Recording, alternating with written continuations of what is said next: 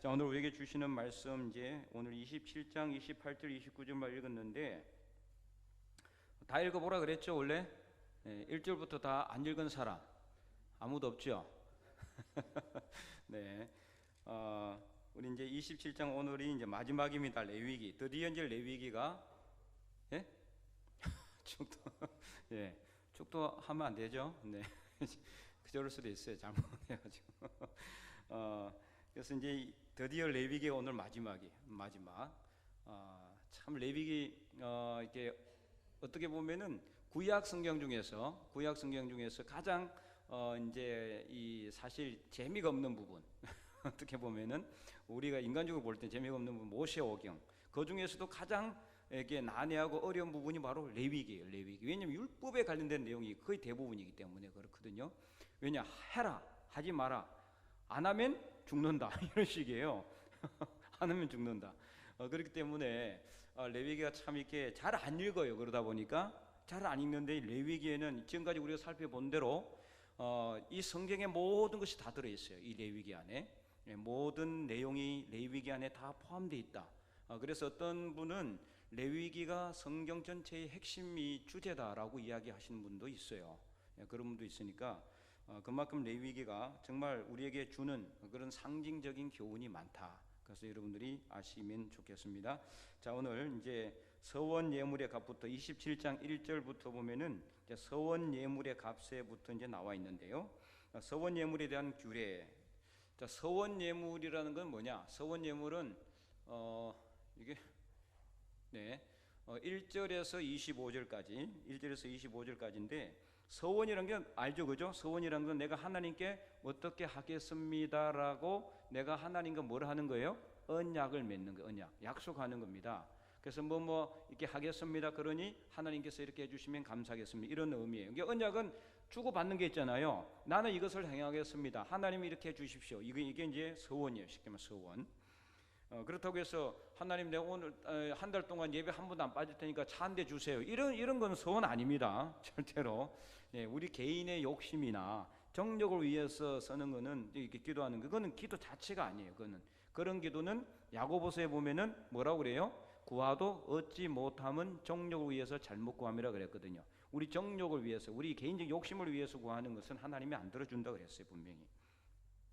그러나 일용할 양식을 위해서는 기도해야 되는 거죠. 지금 당장 내가 먹고 살아야 될 것, 그리고 필요한 의식주, 이거는 하나님께 기도해야죠, 당연히. 그래서 풍성히 누릴 수 있도록 기도하는 건 맞지만은 있는데도 더 달라고 필요 없는데도 더 구하는 이런 기도는 안 된다. 그런 서원 기도는 서원 기도가 아니에요. 자, 가장 대표적인 서원 기도가 누구 서원 기도입니까? 우리가 여러 번 말했지만 누구요? 한나의 서원 기도가 가장 대표적인 서원 기도라고 볼 수가 있어요. 한나가 하나님께 또 너무나 원통하고 억울해서 하나님께 서원 기도하죠. 하나님 아들을 주시면은 내가 이 아들을 하나님께 바치겠습니다. 그래가지고 이제 이 사무엘을 주셨잖아요. 그래서 사무엘을 하나님께 바쳤죠. 그래서 사무엘은 어렸을 때부터 어디에서 자랐어요? 성전에서 자랐어요. 성전에서. 목회자들 중에서도 그런 분들이 가끔 있어요. 목회자들 분 중에서 목회자 되시는 분 어머니가 하나님께 서원 기도해서 아들을 주시면은 내가 이 아들을 하나님께 바치겠다. 그래서 자기도 모르게 태어나서 자기도 모르게 처음부터 목사가 된 사람들이 있어요. 목사. 그래서 어쩔 수 없이 교회로 나오고 신학교를 간 사람들도 있긴 한데, 물론 그렇다고 해도 자기 개인적인 소명이 있어야 되는 거죠. 아무리 어머니가 나를 바쳤다고 해도 나에게 개인의 소명이 하나님의 소명이 없으면 안 되는 겁니다. 그거는 어머니가 바친 거지 나는 하나님이 안 부르셨다면 어떻게 목회자가 되겠어요? 이제 그런 경우도 가끔 있기도 하다. 이것을 말해주는 거고요. 자, 서원 예물에 대한 규례 PPT 계속 띄워주시면, 자, 사람을 여호와께 드리기로 서원할 때, 사람을 여호와께 드리기로 서원할 때, 자, 그럴 때는 서원하면은 값을 정하라고 그랬어요. 값을. 그래서 이제 여러분이 읽어보았을 것으로 생각하고 이제 요약하면 이렇습니다. 자, 1개월부터 4살까지는 남자는 5세겔, 5세겔, 여자는 3세겔. 그 다음에 두 번째 5살부터 19살까지는 남자는 20세겔, 여자는 10세겔. 그 그 다음에 20살부터 59살까지는 남자는 50세겔, 여자는 30세겔. 그 다음에 세 번째 60살 이상은 남자는 15세겔, 여자는 10세겔이다. 네. 자, 그래서 1세겔이 여러분 어느 정도 되는지 아세요? 1세겔이? 1세겔이 어느 정도 될까요? 대략적으로. 나도 이렇게 알았는데 까먹었어요. 15일 정도의 노동제 품삯 정도로 알고 있어요. 15일 정도. 상당히 값이 나가죠, 그죠? 그 5세겔이라면 작은 게 아니에요. 근데 이제 저기서 가장 많은 세겔이 몇 세겔이에요? 20살에서 59살. 자, 성경에는 60세까지라고 돼 있는데 저는 60살이 아니라 59세까지를 이야기하는 거고요. 그 5살까지로 돼 있는데 5살은 4살까지를 이야기하는 겁니다. 그래서 중복되게 써놨어요. 좀 헷갈리게 뭐뭐로부터 뭐뭐부터 이렇게 하는데 정확하게는 1개월에서 4살. 그 4살 이제 4살 12개월까지죠, 그죠? 그래서 딱 5살 되면은 그때부터는 이제 남자는 20세겔. 그다음에 20살부터 이제 20살부터 59살까지는 남자는 50세겔, 여자는 30세겔이고 그 다음에 또 줄어요. 15세겔로 주는데, 자 이렇게 해서 이제 이렇게 세겔 남자, 그 다음에 여자, 그 다음에 나이에 따라서 이게 다 서원값이 다르다는 것을 알 수가 있습니다. 그런데 그 중에서도 서원자가 만약에 가난할 경우는 어떻게 하냐? 가난할 경우에는 그러니까 한 세겔도 낼 돈이 없는 거예요. 한 세겔도 작은 양이 아니잖아요, 그죠? 돈이. 그러니까 제사장에게 데려가고, 그러면 제사장이 그 사람의 형편을 알 거 아니에요, 그죠? 형편을 잘 살펴가지고 서원자의 형편에 따라서 값을 정해요. 이 사람이 정말 이게 한 세겔도 낼 수 없는 거다. 그러면 반 세겔로 정하든지, 반의 반 세겔로 정하든지, 이렇게 제사장이 정해준 대로 값을 내는 거예요. 그러니까 철저하게 누구를 배려하고 있습니까? 가난한 사람을 하나님께서는 항상 배려하고 있다. 그렇다고 해서 부자인 사람을 갖다가 하나님께서 뭐 이렇게 불공평하게 하지도 않아요. 절대로. 부자라고 해서 하나님이 막 벌을 주거나 막 이렇게 억지로 막 그러는지 절대 그렇지 않다. 다만 가난한 사람은 가난한 사람의 형편이 되지 않기 때문에 이러한 경우에는 그 형편을 고려하고 있다는 것을 알 수가 있다. 특별히 뭘 또 알 수 있느냐? 나이와 성별에 따라서 서원값이 다른 이유가 뭘까요? 그러니까 다 다르잖아, 그죠? 예, 이유가 뭘까요? 바로 경제적인 능력에 따라서 어떻게 한다? 차등을 두고 있다. 차등을, 그죠? 정확하게 차등을 두죠. 4살까지 애가 뭔 돈이 있겠어요? 그래도 5세겔이에요. 남자는. 여자는 3세겔이에요. 그리고 남자와 여자가 또 어때요? 서로 같은 나이에도 불구하고 뭐가 달라요? 다르죠, 값이. 이유는 뭘까요? 그만큼 당시에 시대적 환경을 하나님께서 뭐 하고 있다? 고려하고 있다. 배려하고 있다. 당시 여성들은 뭐가 없습니까? 경제적인 경제권이 없어요. 남자들한테 있다 이 말이에요. 그러니까 여성들은 좀 작게, 남자들은 더 많이, 그리고 경제적인 어떤 그 활동을 할 수 있는 20살에서 59살까지는 많이, 그 이하는 좀 작게 이렇게 모든 것을 차등을 두고 있다는 것을 알 수 있어요. 다 똑같이 내라 이렇게 안 했어요. 철저하게 하나님은 형편에 따라서, 성별에 따라서, 그리고 모든 환경에 따라서 배려하고 계신다는 걸 알 수가 있는 겁니다. 정말 철두철미하고 배려심이 많으신 하나님이다. 이것을 우리가 잘 알 수가 있는 겁니다. 계속해서 이제 보면은 그 다음에 이제 서원 예물을 가축으로 드리게 되면은 가축은 거룩해지게 된다.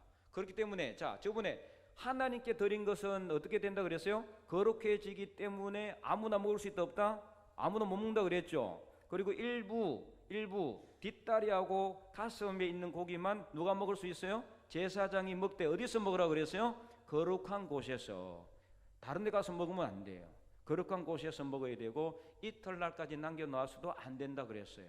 그래서 그 지정한 자리에서 먹어야 되고, 다른 일반 평민들은 하나님께 바쳐진 것은 먹으면 된다 안 된다? 안 돼요. 손대서도 안 되는 거예요. 손대서도 안 돼. 왜냐? 하나님께 바쳐지는 순간 어떻게 되기 때문에? 거룩해지기 때문이다. 거룩해지기 때문에. 자 계속해서 만약 집을 가옥을 여호와께 드리게 되면은, 서원에서 드리게 되면은 제사장이 그럼 집을 만약에 바치면은 집을 갖다 바쳐버리면 어디 삽니까? 못 살잖아요, 그죠? 그 집은 살도록 해두되 뭘 받는다? 그 집에 해당하는 뭘 받아요? 값을 받는 거예요. 자, 이 집이 만약에 1,000만 원이다. 그러면 집을 하나님께 바치면은 1,000,000원을 정해서 내는 거예요. 내게 그때 시세에 따라서 달라지게 되는 거죠, 그죠? 시세에 따라서.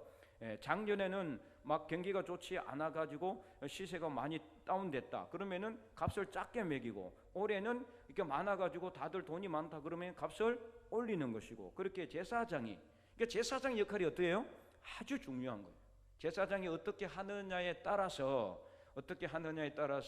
그 사람들의 형편이나 삶의 질이 달라지게 되는 거죠. 그렇기 때문에 제사장은 아무나 될 수도 없고, 하나님이 특별하게 구별한 사람만 제사장이 될 수가 있었다, 당시에는. 그리고 딱 정해져 있었어요, 그죠? 아론의 반열에 있는 사람들만, 아론의 후손들만 제사장이 되는 거예요. 다른 누구도 아무도 제사장 못 돼요. 그리고 이제 그래서 만약에 그 집을 물으려면은, 그러니까 바친다고 했는데 이제 여기서 물은다는 건 뭐예요? 물러내는 걸 이야기하는 게 아니죠. 어떻게 이야기한다고 그래서 지난주에 공부했죠. 물어오는 건 뭐예요? 다른 사람이 그 집을 다 어떻게 한다? 대신 사는 거, 대신. 땅도 마찬가지예요. 땅을 무르는 사람은 누구의 가장 가까운 친족, 형제, 아니면은 자매, 아니면은 뭐 사촌, 오촌 가는데 가장 가까운 사람이 대신 그 땅을 갖다가 어떻게 해요? 사는 거예요. 내가 내놓았을 때, 가난한 사람이 내놨을 때 그걸 대신 사주는 걸 무른다 그랬죠, 그죠? 기억나십니까? 네. 자, 그래서 물으려면 어떻게 되는? 그 정한 값에 몇 분의 1을? 5분의 1을 더해서 내야 돼요. 5분의 1을 더해서 내야 된다. 자, 그 다음에 밭을 여호와께 드리게 되는 어떻게 한다? 마지기수대로. 밭도 마찬가지죠. 밭과 논을 하나님께 바쳐버리면 뭐 먹고 삽니까? 굶어 죽어야 되잖아요. 그래서 어떻게 하느냐? 그 정한 값을 정해서 내는데, 희년을 기준으로 정하되 무료라면 5분의 1을 더해야 되고, 자, 밭을 갖다가 만약에 이제 하나님께 바친다고 해서, 만약에 그래서 이제 어떤 사람이 이렇게 물러가지고 그게 자기께 됐다 그러면 나중에 희년이 되면 어떻게 된다? 어떻게 돼요? 돌려주는 거예요. 50년째 되면 돌려줘야 돼요. 그래서 그 다음에 무른 밭을 타인에게 팔았으면 다시 무르지 못하고 희년이 되면은 그 밭이 돌아오면은 제사장의 기업이 된다. 자, 그 다음에 이제 내용이 나와 있어요. 그래서 그 다음에 페이지에 보면은, 그래서 자기 기업이 아닌 밭을 사서 여호와께 성별하여 들었으면은 값을 정해서 여호와께 드리되 희년이 되면 어떻게 한다? 그 밭은 원주인에게 돌아가게 된다. 억수로 복잡합니다. 대강 아시면 되겠어요. 자, 이제 두 번째, 처음 난 것에 대한 규례. 자, 이까지는 이제 서원. 자, 서원을 할 경우에는 어떻게 한다? 서원은 나이별로, 성별에 따라서, 경제적인 능력에 따라서 가난한 사람 다 달라요. 서원을 할 때 서원값을 내지만은 그 모든 것은 하나님께서 철저하게 환경과 경제적인 능력과 성별에 따라서 배려하고 있다는 것을 알 수가 있고, 자, 두 번째, 처음 난 것에 대한 규례에 대해서 살펴보겠습니다. 처음 난 것을 뭐라 그러냐? 초태생이라고 그런다. 초태생. 그래서 처음 태어난 것은 다 누구 것일까요? 처음 난 것은 모든 것이 다 하나님의 겁니다. 사람도 누구예요? 하나님의 것. 동물도 하나님의 것. 식물 중에 열매도 하나님의 것. 하나님께 다 바쳐야 돼. 그럼 사람을 태어나면 하나님께 바쳐야 되는데, 사람을 바쳐버리면 돼요, 안 돼요? 사람을 바치면은 그 사람을 뭐 죽이든지 해야 되는데, 하나님께 바쳐진 건 다 죽이는 거예요. 바쳐진다는 건 하나님이 그걸 가지고 뭐 이렇게 뭐 들고 다닐 수도 없는 거고, 하나님께 바쳐진다는 건, 자, 이게 소나 양이네 처음 것을 하나님께 바친다 그러면 뭐예요? 죽여서 피를 흘려서 태워서 드리는 거예요. 이게 바쳐지는 거예요. 사람을 그렇게 할 수 있어 없어요? 못 하죠. 그러니까 사람은 뭐 하라 그랬어요? 대속하라 그랬어요. 대속. 그래서 대속값을 내는 겁니다. 대속값을. 그러니까 성전 세계를 그 대속값을 내는 거예요. 성전세처럼. 나중에 말씀드리겠고, 그래서 처음 난 것에 대한 규례라 26절에서 27절에 나와 있는데, 가축에 처음 난 것은 모두 여호와의 것이기 때문에 그것을 성별하여 드리지 못한다. 왜 그래요? 이 말의 뜻은 뭔 말이냐? 자, 가축에 내가 이제 그 소를 길러가지고 처음 딱 태어났어요. 그러면 그걸 갖다가 내가, 야, 이거 좋은 거냐, 난 하나님께 바쳐야지, 이렇게 한다 못한다? 못한다. 왜요?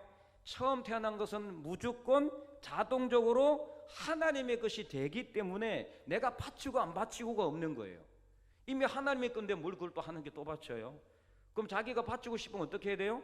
다음 태어난 것이나 다른 것으로 하나님께 드려야 되는 거예요. 이해됐습니까?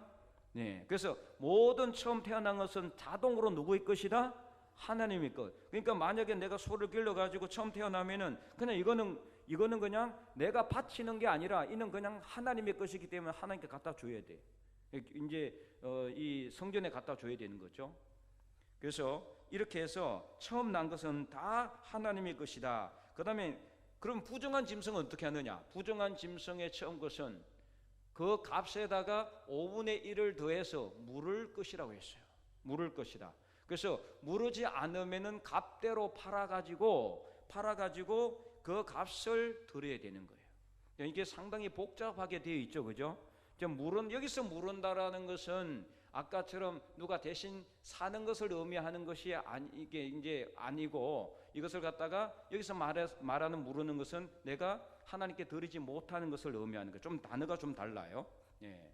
그래서 부정한 짐승의 처음 것은, 자, 부정한 것, 자, 돼지를 길렀어요. 돼지가 처음 태어났어요. 그러면 돼지 처음 태어났기 때문에 이건 하나님의 것이니까 갖다 바치면 돼요, 안 돼요? 바치면은 안 되는 거예요. 왜? 부정한 것은 절대로 만지지도 말라 그랬어요. 먹지도 말라 그랬어요. 하나님께 바치면 더더욱 돼요, 안 돼요? 안 되는 거예요. 그러니까 부정한 것은, 자, 부정한서 돼지 태어났어. 그러면 돼지 새끼 한 마리 5만 원이다. 그러면 어떻게 한다? 5만 원을 하나님께 드리는 거예요. 돼지 새끼를 주는 게 아니고. 그런데 무르는 이게 이제 내가 무르거나 아니면 누가 대신 그걸 갖다가 사주려고 하면은 그 값에다가 뭘 더한다? 5분의 1을 더한다는 거죠. 5분의 1을. 상당히 복잡하죠? 나와 있으니까 보는 겁니다. 네. 그래서 자, 여기서 질문. 네. 처음 것은 왜 하나님의 것이 됩니까? 중요한 건 이거예요. 오늘 우리가 살펴보고 처음 것은 왜 하나님께서 드는 건지 이유가 뭘까요?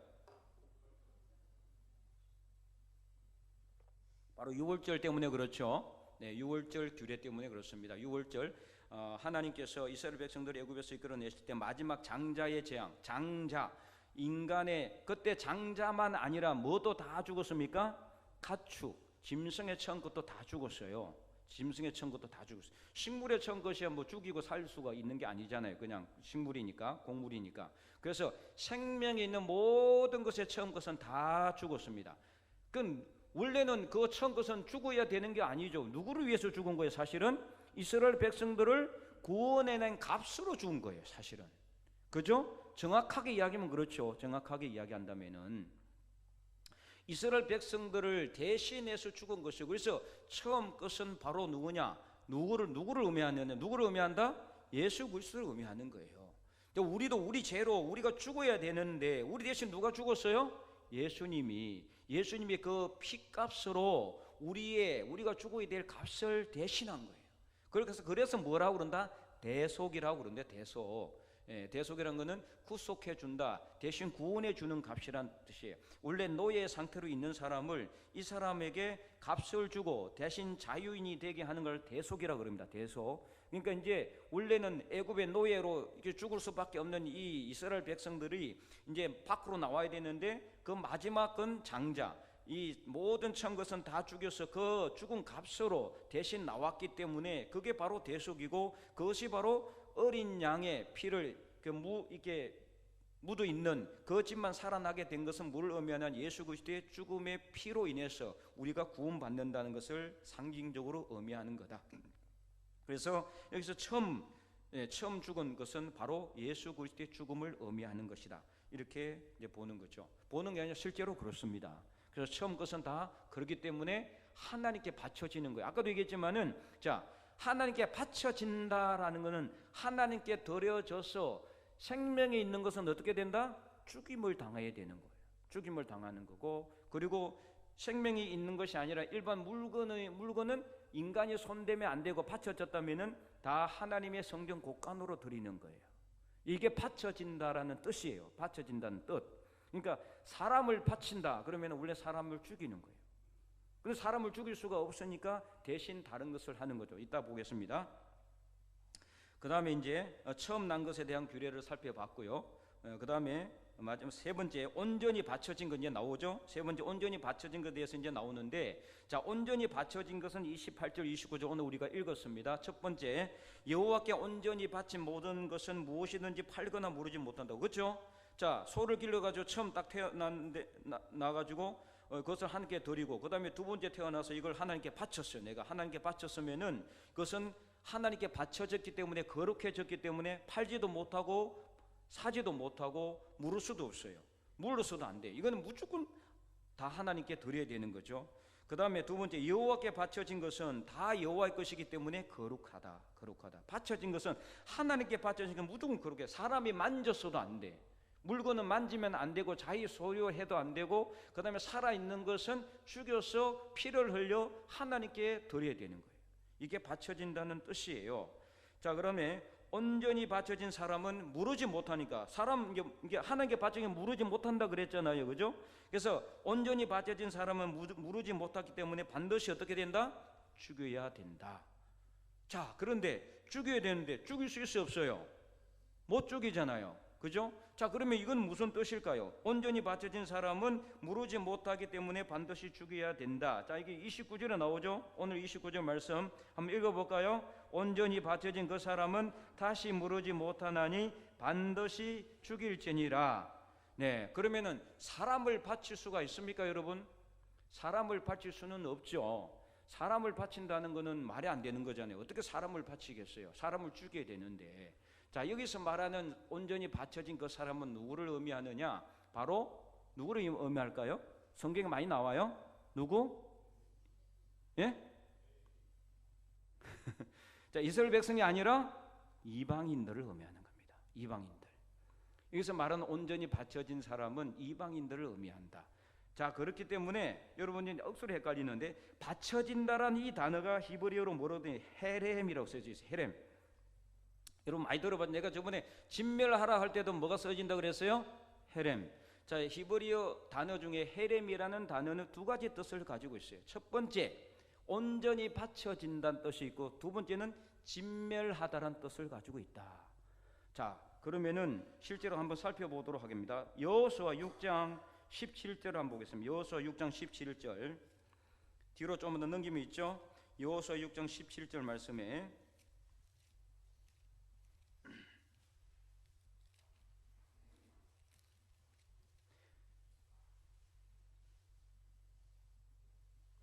다 살펴봤습니까? 자, 이게 이제 아간에 관련된 내용이죠, 그죠? 아간.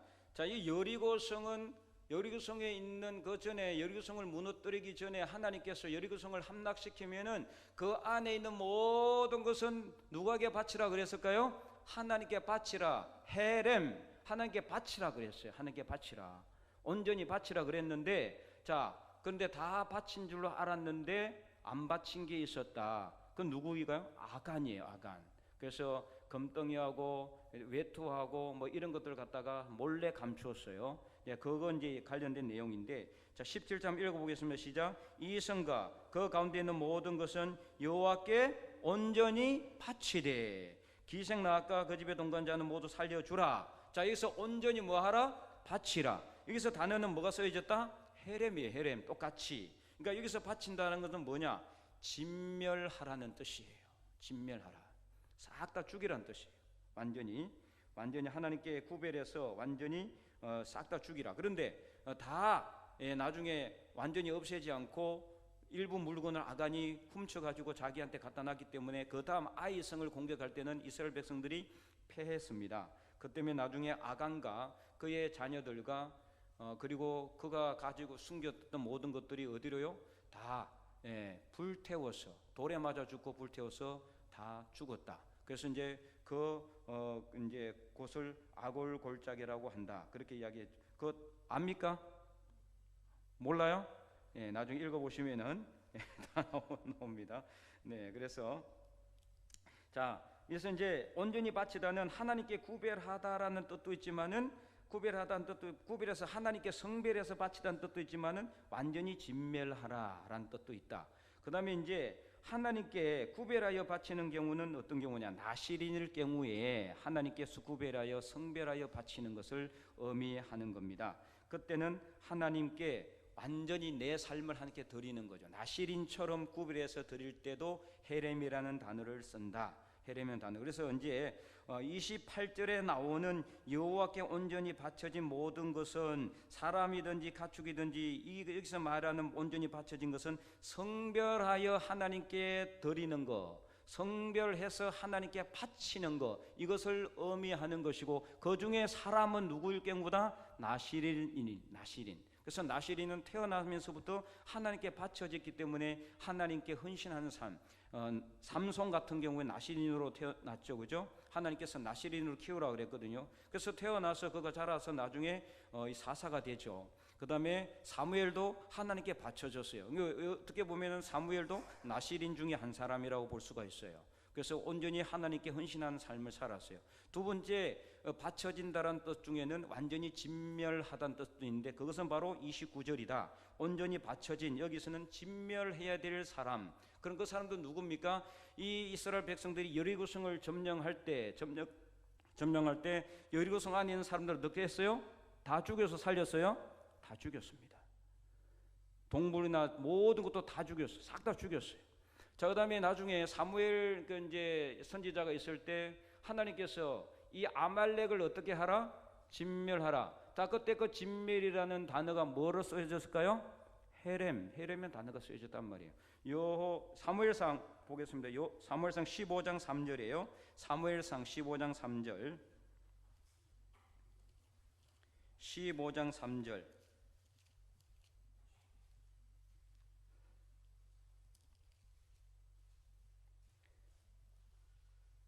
431면입니다. 431면 다 찾았습니까? 네, 아직 안 찾았으면 15장 사무엘상 15장 3절을 우리 큰 목소리로 읽어보겠습니다. 시작. 지금 가서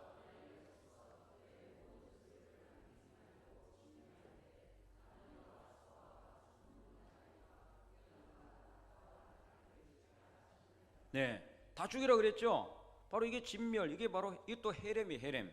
그러니까 이것도 이렇게 이제 이 다른 우리 한글로 번역하면은 하나님께 바치라 이런 뜻으로 써도 된단 말이에요. 그러니까 바친다라는 뜻이 하나님께 헌신해서 성별하여 드린다라는 뜻도 있고, 바친다라는 것이 진멸하다라는 뜻도 있단 말이에요. 헤렘이란 단어가. 그래서 28절과 29절이 상당히 헷갈리는 거예요. 아니, 하나님께 바친 사람 나시린으로 바치는데 죽여버리면 어떻게 됩니까? 말이 안 되잖아요. 그죠? 여러분들 읽으면서 28절 29절 읽으면서 이게 모순적이라고 생각하지 않았어요? 엄청 모순적이죠. 그래서 29절에 나오는 바친다는 것은 진멸해야 될 사람들, 이방인들을 의미하는 겁니다. 이방인들, 당시 우상을 섬기는 이방인들을 의미하고, 28절에 말하는 것은 내가 하나님께 구별하여 성별해서 이건 하나님께 드리겠습니다 라고 한 거를 의미하는 거예요. 그 중에 누구도 포함된다? 나시린도 포함된다. 자, 이해되었습니까? 안 됐어요? 네, 크게 이야기해 좀. 자, 그 다음에 이제 마지막 10분의 1은 여호와의 것이다. 자, 11조에 대해서 이야기합니다. 10분의 1. 자, 10분의 1의 여호와 것인데, 다 이건 이야기했고요. 이제 10분의 1, 11조에 대해서 이야기하고 있습니다. 30절에서 34절, 3절까지인데, 곡식이나 나무 열매 10분의 1은 다 누구의 것이다? 여호와의 것이기 때문에 누구한테 줘야 돼요? 하나님께 드려야 돼요. 하나님께 드려야 되고, 그 다음에 그런데 11조를 물으려면은, 자, 왜 물을까요? 그러면은 지금까지 계속 이야기가 강조했어요. 11조는 원래 물으면 돼요, 안 돼요?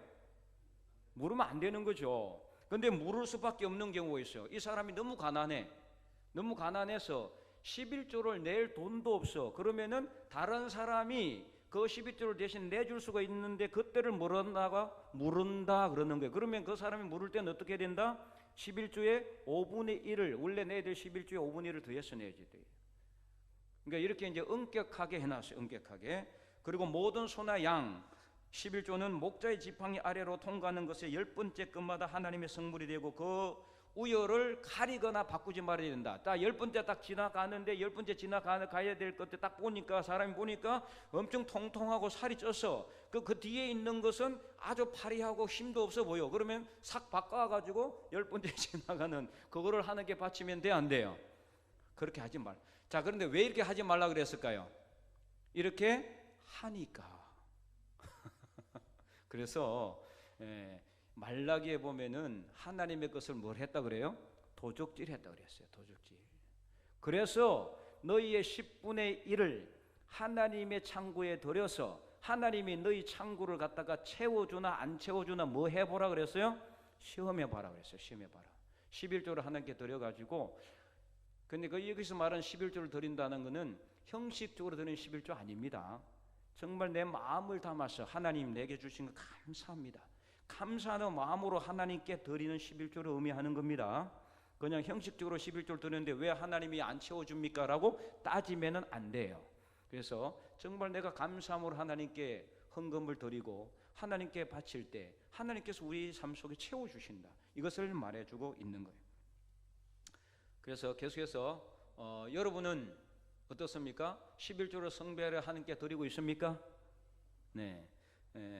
이제 능력이 뭐 안 되는 분들도 있을 수도 있어요. 전혀 경제권이 없는 분들은 없을 수도 있지만 정말 11조는 하나님께 드려야 되는 우리의 그리스도인들의 의무다. 의무. 제가 이제 설교할 때 가급적이면은 헌금에 대해서는 거의 제가 언급을 안 했습니다. 왜냐? 여러분들이 잘 알고 있기 때문에 헌금을 강요한다고 해서 더 낼 것도 아니고 강요하지 않는다고 해서 덜 내지 않는 것도 아니기 때문에 제가 헌금을 강요하지는 않지만 다른 교회는 안 그렇습니다. 헌금에 대해서 억수로 많이 강요합니다. 강조도 하고. 저는 여러분들에게 이런 교육을 통해서만 이야기를 할 뿐이지, 그래서 헌금을 하나님께 드리는 것은 여러분의 신앙의 자유고 여러분들의 자의로 내야 되고 그리고 감사함으로 내야 됩니다. 감사함으로. 그리고 고린도 후서에 보면은 인색하지 않게 내라고 분명히 말하고 있어요.